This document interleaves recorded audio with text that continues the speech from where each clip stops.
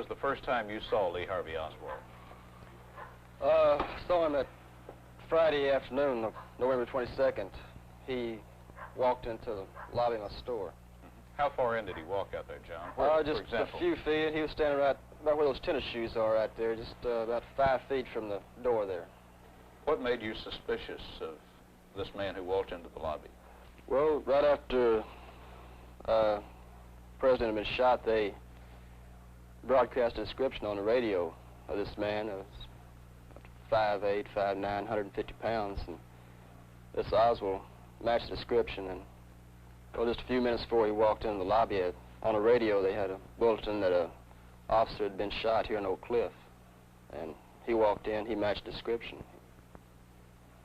Looked scared, just the way he stood there. You were standing right here behind the counter? Standing right here behind the counter listening to the radio. And where did he walk to? How far into the lobby did he come? He walked right into the right-hand side of the lobby there, just a few feet from the door, and stood there looking in at the shoes there. Were there a lot of police cars in the area? Yeah, there was a lot of police cars. There were some cars coming up Jefferson Street. They made that U-turn there and went back down Jefferson, and when they did, Oswald turned and walked up to the theater. When he went out the lobby and toward the theater, I walked out to the sidewalk and watched him go in.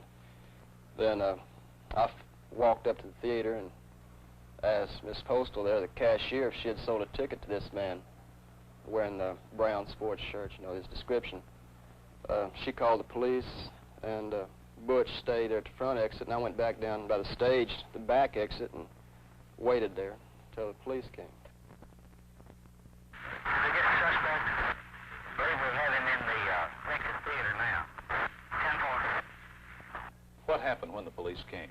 Well, just before the police got there, they turned the house lights on in the theater, and I looked out the curtain and saw Oswald, and he stood up and walked to the aisle there and then turned around and sat back down, almost where he had been sitting.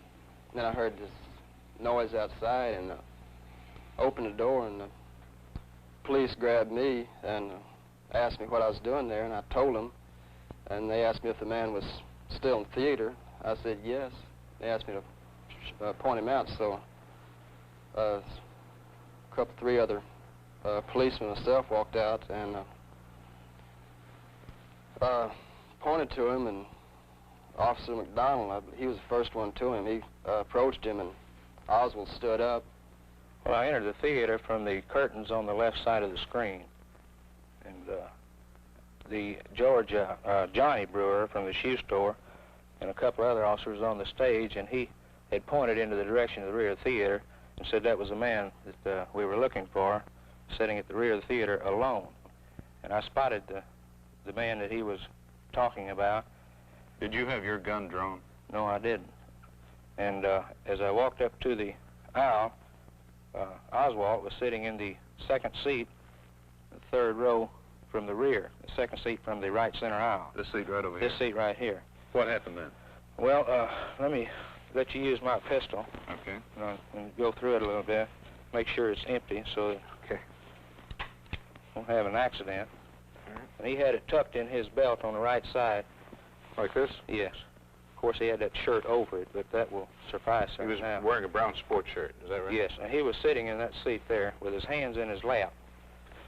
And as I walked up to the aisle, I turned into the aisle, I said, "Get on your feet." And he stood up immediately. He brought this right hand up to his chest. Did he say anything when you... As he was bringing his hands up, he brought the other one up to eye level. He said, "Well, it's all over now." That time, I was reaching this way, and his hand got in front of mine, owned a pistol. My hand grabbed the pistol in this manner, and he hit me with that left hand to the nose, and when he did, I came back and hit him like this. He snapped the pistol. I turned the pistol around, and I got my hand on the butt, came over like this. I was holding him with this hand. I handed this pistol to an officer that was out in the aisle. Officer McDonald, I've always heard that the gun that Lee Harvey Oswald had in his hand misfired. Is that correct? Well, it didn't actually misfire. If you'll cock it, I'll show you the position my hand was in whenever it snapped on me. The fleshy part of my hand between the thumb and forefinger was between the hammer and the firing pin hit the skin and then struck the primer, which slowed the action down.